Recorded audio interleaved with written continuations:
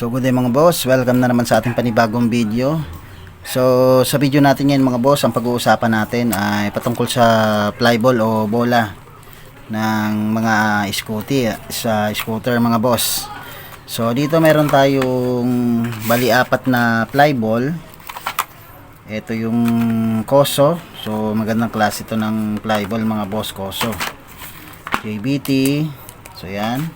At dalawang low profile mga boss, MRP tsaka KNG.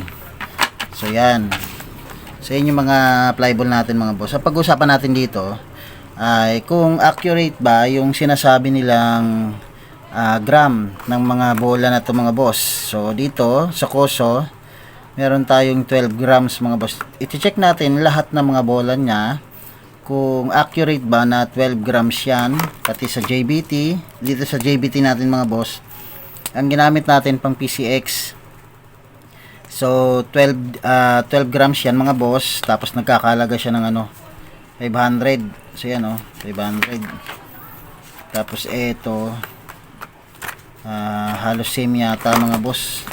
So pag binili mo kasi sa labas to mga boss, lahat sa mga shop mga boss, pag alam nila na medyo wala kang idea dun sa binibili, tinatanong mo, alam mo na talagang papatungan nila ng malaki yan. So dito sa KNG mga boss, pang click to, tapos 15 grams. Dito pang click din 125, 14 grams naman siya. So yan yung mga i-check natin mga boss, kung accurate ba na tama yung sinasabi nilang grams dyan sa kanilang flyball. So para ma-check natin yan mga boss, kailangan natin ng panukat. So timbangan, ito yung ating gagamiting timbangan mga boss. So digital scale, professional mini. So yan. Okay, tapos buksan natin ito mga boss para matimbang natin yung bawat mga flyball na nakalagay dyan. Okay.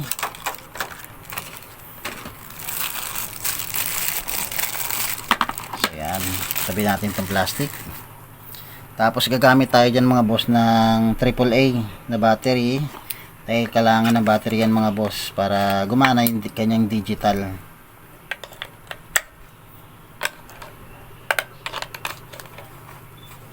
So yan, isara lang natin to. Tapos buksan natin ito mga boss. Okay.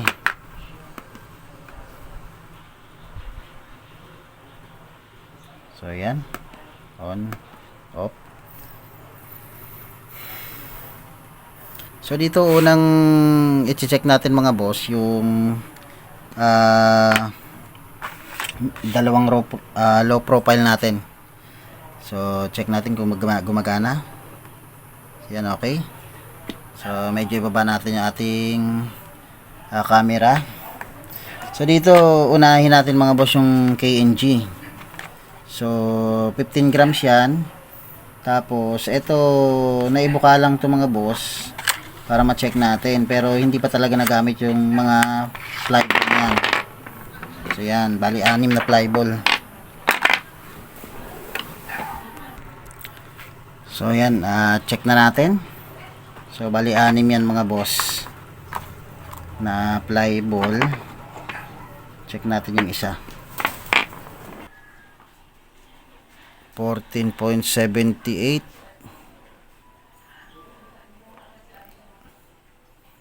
So 14.77, 14.78. So hindi sila magkakasukat mga boss. Ito 14.85. So yan, dapat 15 siya eh. So yan, 14.85. Tapos yung kanina 14.76. Layo. 14.79. Balik natin. 14.80.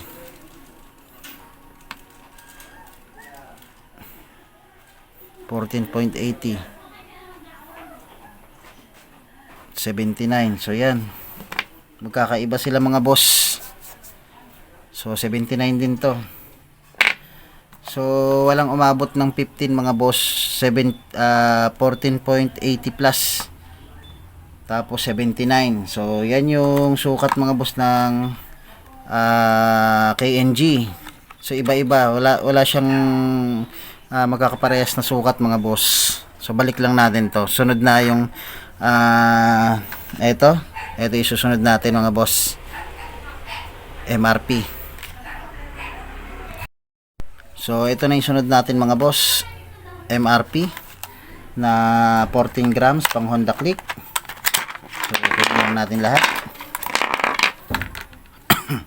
Dapat ito ano to mga boss, 14 grams, at least 14 grams mga boss. So una yun 14, saktong sakto. So 14 siya. Sunod 13.98, kulang ng dalawa mga boss, 0.2.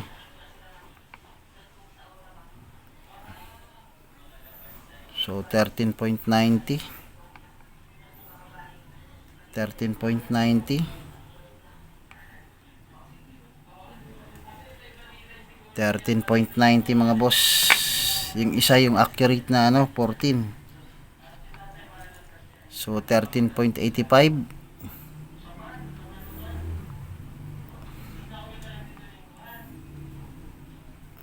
13.84, 85 to 84 mga boss.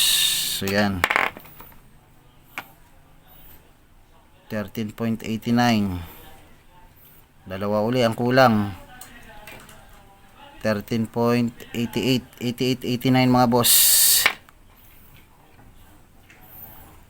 So 88, 13.86,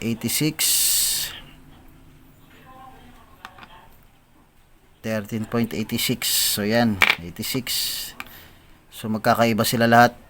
So ito 13.98, same to nung kanina. Bali tatlo yung 13.98.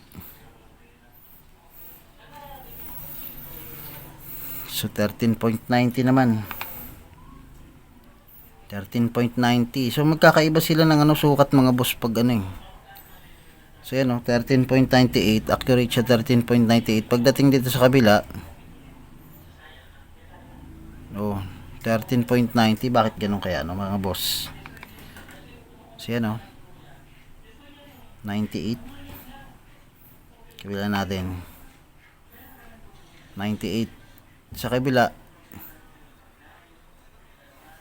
80, 90.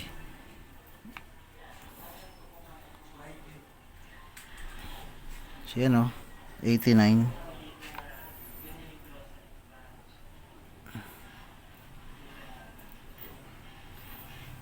So yan. Tapos na tayo dyan mga boss. Wala ring accurate mga boss. Isa lang yung lumabas na na 14 grams. So yan mga boss, dahil natapos na natin yung KNG na 15 grams, tapos yung MRP na 14 grams mga boss. Sunod naman tayo dito sa Koso mga boss. So ito yung sunod na i-check natin kung accurate ba yung grams na sinasabi niya dito. So buksan lang din natin to. Ito mga boss, yung mga fly ball na to, yung mga ball na to, hindi pa to na nagamit. So bagong bago yan mga boss. Okay, so check natin mga boss. So naka grams pa rin siya. Dapat ito ay 12 grams mga boss. So check natin. So tumaas siya ng 0.2.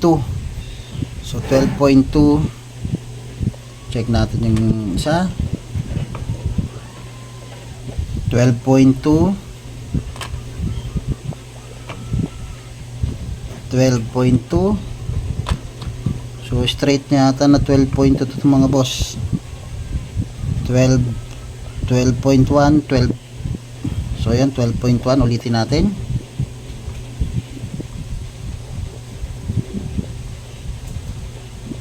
So 12.2. Nagbabago yung ano niya sa ano, hangin.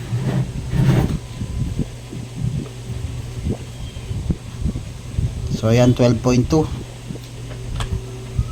Sa lakas ng hangin nagbabago siya.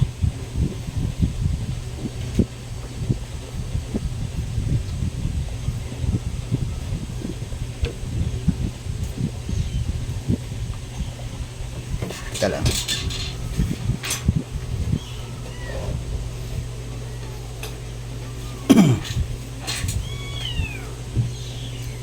So yan. So ayan, 12.2. Sunod, last mga boss. So lahat 12.2. So yan, 12.2 rin.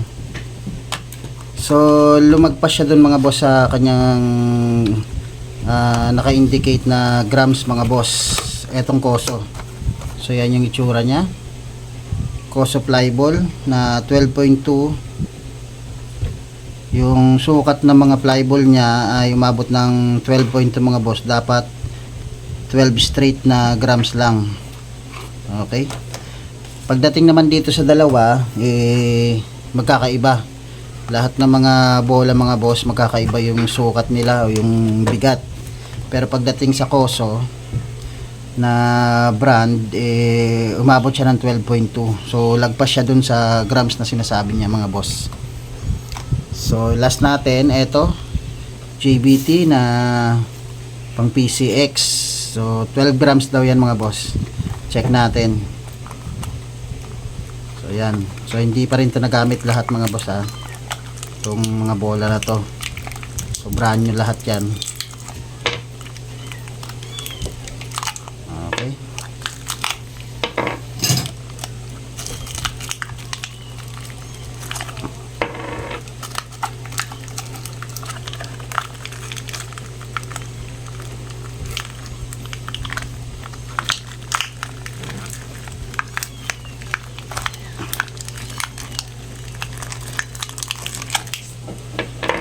Tapos last,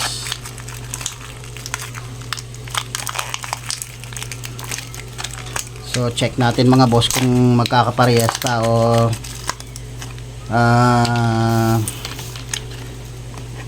magiging 12 grams ba lahat yan mga boss, o lalagpas ba o kukulang yung grams na nakalagay dyan. So check natin lahat ng anim na to. So yan, 00. So 12.1 ang nakalagay dito, 12 grams. So 12.1 mga boss. Ulitin natin.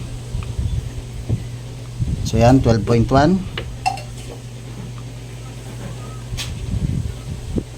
12.1.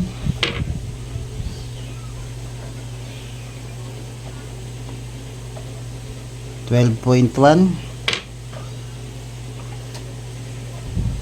So 12.1 straight yata mga boss na 12.1. 12.10 pero check ulit natin mga boss. Minsan kasi nahangin kasi malakas yung hangin dito. So yan, 12.2. Ulitin ulit natin. 12.2. So isa yung naging 12.2. Itong apat na to 12.1 tapos isang 12.2. 12, ulitin ulit natin. So 12, isang 12.1. So yun, humalo ng 12.1. Ulitin ulit natin. Yun, 12.1. So limang 12.1 tapos 12.2. Ulitin ulit natin ito mga boss. Yun, 12.1. Ulitin ulit natin. So yun, 12.1 sila lahat mga boss. Itong anim na to, itong JBT mga boss. So dito sa koso, lumagpas siya ng 0.2 dun sa kanyang weight na naka-indicate dyan. So nakalagay kasi dyan 12 grams. Same lang dito sa JBT pero ang lumabas dito sa lahat ng bola niya is 12.2. Dito naman sa JBT lumagpas din siya pero 0.1 lang mga boss. So mas accurate o mas maganda yung grams na pinakita na itong JBT na bola mga boss. Mas maganda pa rin talaga pag quality yung gagamitin nating bola o flyball dun sa ating mga scooter o sa ating motor mga boss. Dahil syempre mga boss, pagdating dun sa ating panggilid, napakalaking epekto mga boss. Pag once na hindi tugma o hindi accurate yung weight contribution ng ating mga bola pagdating dun sa ating pulley, pag once na umikot na yun mga boss. So malaking epekto rin yan mga boss. Kaya nga meron tayong ginagawang pagtono dyan para mailabas natin o mapakita natin yung full potential ng ating mga motor mga boss. So yan, at sana may natutunan kayo mga boss pagdating sa mga flyball. So ito yung ating mga flyball mga boss. Sana may natutunan kayo dyan at maka-decision kayo mga boss kung bibili ba kayo ng low brand o low quality na flyball o yung mga branded mga bola mga boss katulad nitong Koso at nitong JBT. So nasa sa inyo pa rin kung ano yung gagamitin nyo mga boss. Dito sa ating video pinakita lang natin yung mga pwede nating malaman pagdating sa weight grams ng ating mga binibiling flyball dito sa mga market mga boss.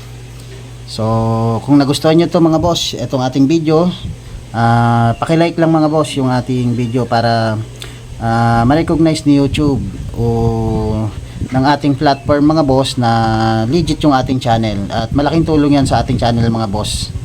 So muli mga boss, maraming salamat at God bless.